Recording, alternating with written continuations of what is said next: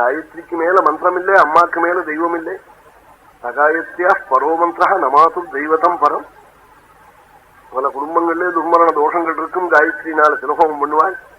தீராத நோய்கள் இருக்கும், காயத்ரினாலேயோ யமராஜ மந்திரத்தாலேயோ திலகோமங்கள்லாம் பண்ணி பாபங்கள்லாம் போறது. காயத்ரி ரொம்ப ஜபிக்கணும். நாம் ஜபிக்கிறதோட நூடாமல் குழந்தைகளை ஜபிக்க சொல்லணும். குழந்தைகளை காலேஜில் படிக்கிறதுக்கு டியூஷன் மிஷன் வச்சு காப்பாத்துறா போல அவன் ஜென்ம ஜென்மாந்திரங்கள் எல்லாம் நல்லா இருக்கிறதுக்காக காயத்ரி ஜபிக்க சொல்லணும். காலாகாலத்துல உபநயனம் பண்ணணும். காமம் உள்ள போறதுக்கு முன்னாடி காயத்ரி உள்ள புகுந்து விடணும். அப்பொழுதுதான் அந்த காயத்ரி க்ஷேமத்தை கொடுப்பாள். ரொம்ப வயதான பிறகு காயத்ரி உபதேசம் பண்ணா வெளியில கட்டி விடுவான். இந்த காயத்ரிங்கிற சப்தத்துக்குள்ளேயே அர்த்தம் இருக்கு. அந்த சப்தத்தை உச்சரிக்கிறவன ஸ்திரீ காப்பாத்துறாள். வெய் சப்தேன்னு தாத்து திரான்னா காப்பாத்துறாள்னு அர்த்தம். அந்த சப்தத்தை உச்சரிச்சா போறோம், அர்த்தம் தெரியலையே. அது இது அர்த்தங்கள்லாம் தெரியவானா. சாப்பிட்டா என்ன, அதுல என்னென்ன இருக்கு, கத்திரிக்காயில வெண்டைக்காயிலேன்னு தெரிஞ்சுட்டா சாப்பிட்றான். இப்ப எல்லாரும் வழக்கெண்ணையில என்ன இருக்குன்னு தெரிஞ்சுட்டா குழந்தை வழக்கெண்ணை குடிக்கிறது. அம்மா போற்றாள் குடிக்கிறான், க்ஷேமத்தாடையினான். அது மாதிரி காயத்ரி ஜபிச்சா போறோம். அர்த்தம் தெரிஞ்சுட்டா விசேஷம் தான். ஒரு சூத்திரம் வியாச சூத்திரத்துல தெரிஞ்சவனுக்கு பலாதிக்கம் உண்டு. ஏன் ஒரு அம்மா வைரத்தோட்ட காதுல போட்டுன்றது ஒன்னு ரோட்ல விழுந்துடுச்சு, இன்னொன்னு சாக்கடையில விழுந்துடுச்சு. ரோட்ல விழுந்தத ஒரு வைர வியாபாரி எங்கேயோ பார்த்தார், எடுத்துன்னு போயிட்டார். சாக்கடையில விழுந்தத ஆரோத பெருக்கிறவங்க எடுத்துன்னு போனார். அவன் அதை கொண்டு போய் ஒரு 5 அணா கல்லு ஒரு பொட்டிக்கு வித்துவிட்டார். இவர் இந்த வைர வியாபாரி அதனுடைய பெருமை தெரிஞ்சவர் 5000 ரூபாய்க்கு வித்துவிட்டார் ஒரு தோட்டை. அதனுடைய பெருமை தெரிஞ்சவருக்கு பலாதிக்கம், பெருமை தெரியாதவனுக்கு சொற்ப பலத்தோடு போயிடுறது. அதனால அர்த்தம் தெரிஞ்சுதான் பண்றது. அதுக்காக நான் பேசாம இருக்கேன்னு சில பேர் அப்படி சொல்றார். அதெல்லாம் ரொம்ப ஆச்சரியமா இருக்கு அப்படி சொல்றது. அப்படி எல்லாம் சொல்லிட்டு ஏமாத்தலாம், யாரையாவது சாதுக்களை ஏமாத்தலாம், தன்னையே ஏமாத்தின்றவனா ஆயிடுவான். அப்படி எல்லாம் சொல்லிட்டு இருக்க கூடாது. அர்த்தம் தெரிஞ்சுதான் பண்ண போறேன்னு. அப்போ அர்த்தம் தெரிஞ்சு போய் ஸ்ரத்தை இருந்தா பண்ணாதத்துக்கு பண்ணாம விட்டத்துக்காக எதையாவும் சாக்கி சொல்றதா ஆகுமே தவிர்த்து அது சரியா ஆகாது. அவசியம் ஜபிக்கணும். லட்சோ ஜன்மகிருதம் பாபம் ஜன்மஜம் சர்வஜன்மகிருதம் பாபம் சதலப்தாதிநஷ்யதி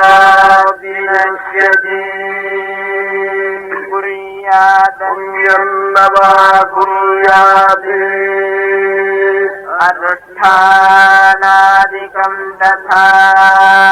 பாக்கி அனுஷ்டானங்கள்லாம் பண்ண முடியுதோ இல்லையோ, காயத்ரி விடாதேன்னா. சர்வஜன்மகிருதம் பாபம் ததலக்ஷாதிநஷ்யதி சஞ்சாஹீனோ சுச்சிர்நித்யம்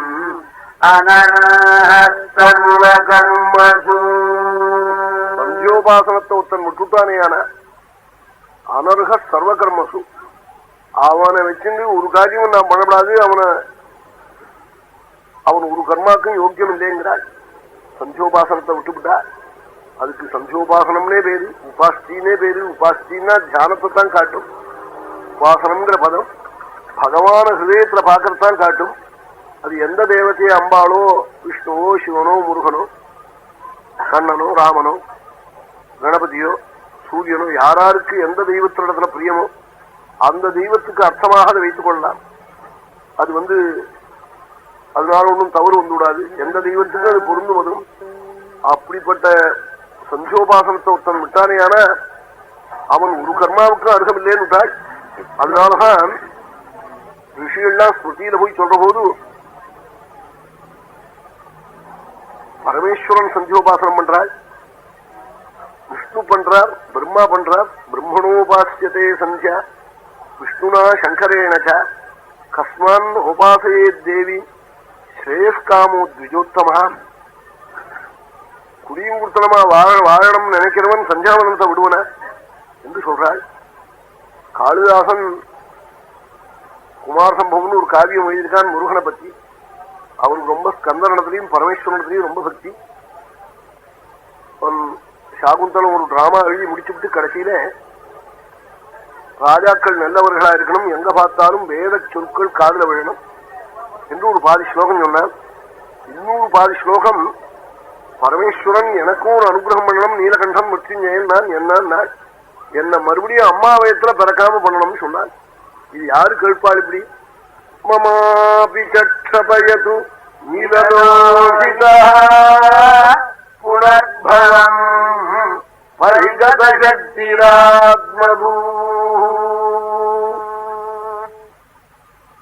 எனக்கும் ஒரு அனுகிரகம் பண்ணணும், புனர்பவம் மறுபிறப்பில்லாமல் பண்ணணும்னு வேண்டினான் காளிதாசன். அப்படிப்பட்ட காளிதாசன் பரமேஸ்வரன் பார்வதியை கல்யாணம் பண்ணிட்டு வந்த வைபவத்தை சொல்றாள். ஹிமாச்சலத்துல போய் கல்யாணம் முதல்ல பார்வதி ஆத்துக்கு அழிச்சுன்னு வந்தாள். கைலாச மலையில திவ்யமான மஞ்சத்துல அம்பாளோட சேர்ந்து சுவாமி சாயங்காலம் 4 மணிக்கு ரசமா பேசிட்டு இருந்தாளாம். 2 சேட்டிகள் விசிறிட்டு இருந்தாளாம் பரமேஸ்வரனுக்கும் பார்வதிக்கும். இப்படி 5-5:30 மணி ஆன உடனே அத்ரிராஜதனயே தபஸ்வினா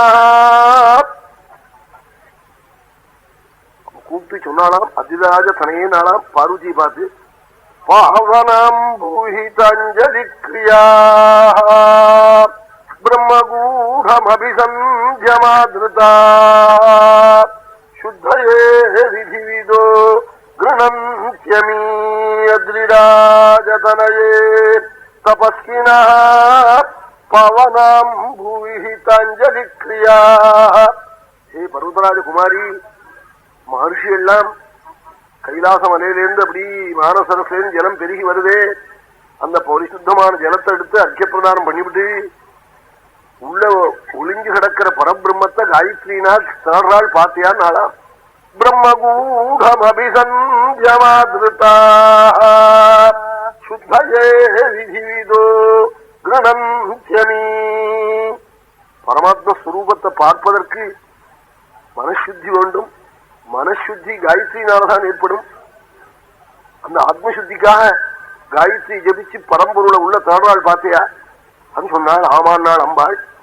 தன்முகூர்த்தமனுமந்துமர்ஹசி பிரஸ்துதாய நியமாய மாமபி. தன்முகூர்த்தம் அனுமந்துமர்ஹசி பிரஸ்துதாய நியமாய மாமபி. அந்த சந்தியோபாசனம் நானும் போய் பண்ணணும், காயத்ரினால பரம்பொருளை தேடணும், நீ கொஞ்சம் எனக்கு அவகாசம் கொடுக்கணும், ரசமா பேசிட்டு இருக்கிற போது எழுந்திருக்கிறேன் நினைக்காதே. சுவாமி எழுந்திருந்தாள். அப்ப அம்பாள் என்ன பண்ணினான்? நான் காளிதாசன் பக்கத்துல இருந்த சேச்சிகள் விசிட்டு இருக்காளே ஸ்திரீகள், திவ்ய ரூபோத்திகள், அவளை பார்த்து உதட்ட புதுக்கி பரிகாசம் பண்ணாளாம். நிர்விபுஜ்ய தசனச்சதம் ததோ வாச்சி பர்த்துரவ விஹிரணாபரா. நிர்விபுஜ்ய தசனச்சதம் ததோ வாச்சி பர்த்துரவ விஹிரணாபரா. உதட்ட புதுக்கி பரமேஸ்வரன் சொன்ன சொல்லுல தனக்கு அவமதிப்பை காட்டி இப்படி பண்ணாலாம். என்ன அர்த்தம்னா, இத பார்த்தா என்ன தோணும் தெரியுமோ? மேல இருந்த வாரியா இந்த ஸ்லோகத்தை பார்த்தா இந்த அஷடு ரசமா பேசிட்டு இருக்கிற போது சந்தியாவனத்துக்கு போறது அம்பாள் சொன்னா போல தோணும். அப்படி அர்த்தம் அல்ல. அம்பாள் அப்படி சொல்லியிருந்தா இந்த நாளைக்கு சந்தியாவந்தனம் புருஷன்லாம் ஏஆர்பி குழியில மூடிவிடுவார். அப்படி அர்த்தம் அல்ல. அதுக்கு பரம்பொருளை முனிவர்கள் நான் தாடாள், நானும் தாட போறேன்னு நாடா. அதுக்காக அம்பாள் உதட்ட புதுக்கி இவருக்கு மேல ஒரு பரம்பொருள் இருக்கா, என்ன ஏமாத்துறாரு, ஏமாத்தினா நான் ஏமாந்து போவேனா நாளா. நிர்விபுஜ்ய தசனச்சதம் ததோ வாச்சி பர்த்துரவதீரணாபரா. பிரதோஷ காலத்துல பரமேஸ்வரனை அல்லவா தியானம் பண்ணணும். அந்த பரமேஸ்வரனை அல்லவா காயத்ரினால தேடுறாள் பெரியோர்கள். உலகம் சந்தியோபாசனம் பண்ணுவதற்காக ஒரு வருஷம் போட போறார், எனக்கு தெரியாதான்னு உதட்ட புதிக்கினாளா அம்பாள். காளிதாசன் என்ன அழகா சொல்லி சந்தியோபாசனத்தை விடாம சொல்லிருக்கான். சிங்கார ரசம் பேசுற போது புதுசா கல்யாணம் பண்ணி அழிச்சுன்னு வந்த பத்னியை பத்தி பேசுற இடத்துல சந்தியோபாசனத்தை கொண்டு விடறான்னு நடுப்புற